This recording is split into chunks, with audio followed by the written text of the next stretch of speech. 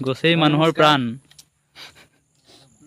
আজি আমি ট্ৰেক্টৰত আহিছোঁ। ট্ৰেক্টৰত আহি বৰ্তমান আমাৰ যোনটো দিবাং চাপৰি বুলি কয় তাত আহি পিনে ব্ৰহ্মপুত্ৰ হৈ এখন দিবাং ইফালে আছে ব্ৰহ্মপুত্ৰ এখন। কাটি দিয়া কাটি দিয়া। অঁ হ'ব। অঁ ক নমস্কাৰ। অঁ নমস্কাৰ। ময়ে কৈ থাকিম দে ক মই ঘৰত গৈ ক'ম এইখিনিতে কওঁ। অঁ চাদাও হ'ব এতিয়া কৈ থাক কৈ নমস্কাৰ কৈ থাক।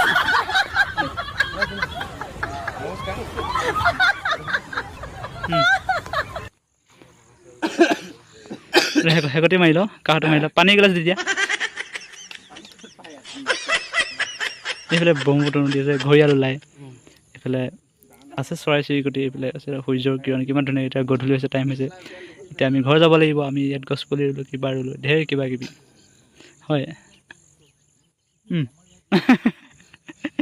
পাহৰি গৈছোঁ অঁ দে ক। এই আমাৰ অসমত আকৌ গছ ৰুবই নালাগে বোলে।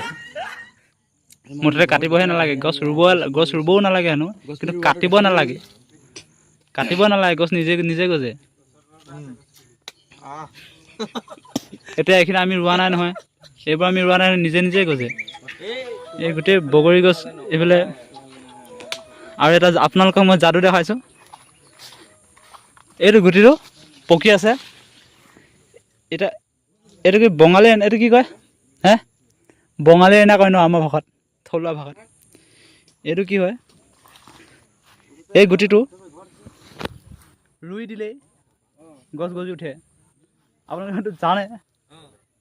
এইটো বেলুন ফুলাব পাৰে আগতে আমি সৰুতে ঐ ফুকাই দেখাবি আহ।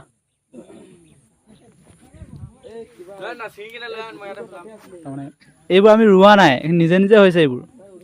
ইয়াত এতিয়া গুটি পকিছে এইবোৰ বীজ কলা কলা হৈ আছে। এইবোৰ এই গুটিবোৰ এইবোৰ ইয়াত যদি পেলাই নিওঁ গজি যাব ইয়াতে।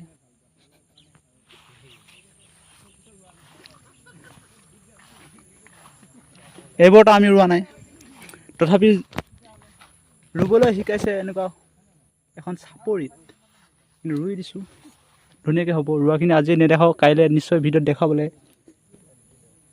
চেষ্টা কৰিম। আৰু এইফালে আছে নদী। লাহে লাহে নোহোৱা হৈ গৈছে আমাৰ এইখিনিতে এবাৰ পৰা সেইকাৰণে আমি আৰ্টিফিচিয়েলি বহুত আমি হেল্প ল'ব লগা হৈছে। সেইবিলাক এতিয়া কি হয় আপোনাৰ চিষ্টেমটো আৰ্টিফিচিয়েল হৈ কৃত্ৰিম হৈ যায়। ত' আমি এনেকুৱা এটা ইক'চিষ্টেম বনাব খুজিছোঁ এটা পৰিৱেশ এটা বনাব খুজিছোঁ য'ত আপোনাৰ মানে নিজে নিজে ফল মূলখিনি ভালভাৱে হয়। লগতে আপোনাৰ প্লাণ্টৰ যিখিনি ট্ৰী আপুনি ৰোপণ কৰিব সেইখিনি ইয়াৰে হয় যাৰ পৰা আপোনালোকে ইনকাম পাব লগতে পৰিৱেশৰো সুবিধা হ'ব পৰিৱেশ পাব। ত' এই ক্ষেত্ৰত আমি কি কৰোঁ যেতিয়া আপোনালোকে গছ গছনি চিলেক্ট কৰিব ৰুবলৈ তাতে সেইখিনি যিখিনি ইয়াৰে গছ গছনি হয় আৰু তাৰ পৰা আপোনালোকৰো লাভ হয় তেনেকুৱা গছ গছনি আপোনালোকে আলোচনা কৰি পিনে আমি ইয়াক চিলেক্ট কৰোঁ মানে সেইটো এটা আমাৰ পইণ্ট হয়। লগতে যিখিনি ইয়াত বায়'ডাইভাৰ্চিটি বুলি কয় জীৱ আৰু জন্তু যিখিনি আপোনালোকে ছাৰ্ভে কৰিব লাগে। আমাৰ যিখিনি ইয়াত ধৰি লওক য়ং ল'ৰা ছোৱালী আছে আমি ধৰক বহুত কিবা কিবি ইনষ্ট্ৰুমেণ্ট ইউজ কৰোঁ।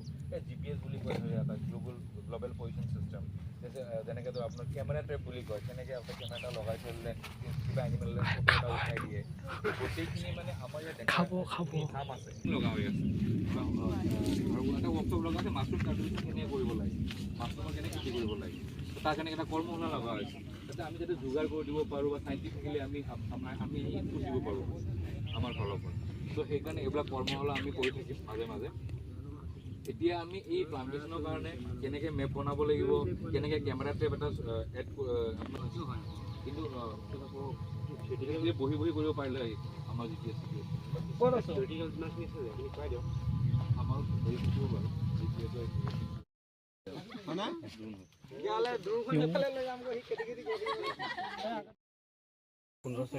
সেই প্ৰত্যেকটা 10 ছেকেণ্ডত এটা ফটো ল'ব। ঠিক আছে তো আমাৰ কি দৰকাৰ হয় আমাৰ ফটো দৰকাৰ হয় ফটো ক্লিয়াৰ হয় ঠিক আছে। চ' আমি ট্ৰেইল মডত ল'লোঁ কেপচাৰ দিল 1 ছেকেণ্ড থাকিলে বাকী একো কামৰ বেছি নাই আপোনালোকৰ এইটো যিমান যেনেকৈ আছে। আচ্ছা কেপ ষ্টাৰ্ট টাউন হ'লে মানে আজি বেনাৰ চেনাৰ লগাই বেনাৰৰ কাম কাম বগৰীজোপাই কৰিছে। 60,000 টকা গ'লে হ'লে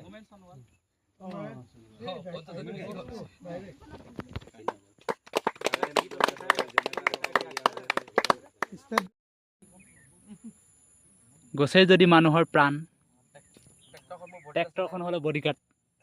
ট্ৰেক্টৰ নহ'লে আমি ক'তো নাযাওঁ। ট্ৰেক্টৰ নহ'লে আমি ক'তো নাযাওঁ, খোজকাঢ়ি নাযাওঁ।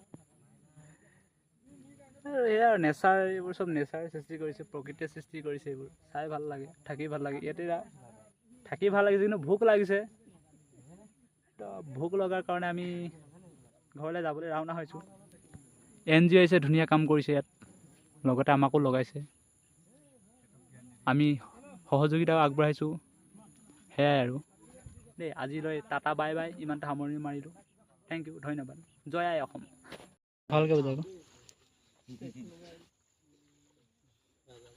ৰাজা পাই বহুত গছ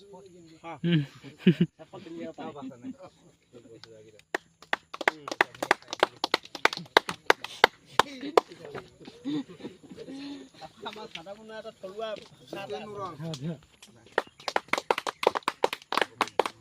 কেমেৰামেন দেখোন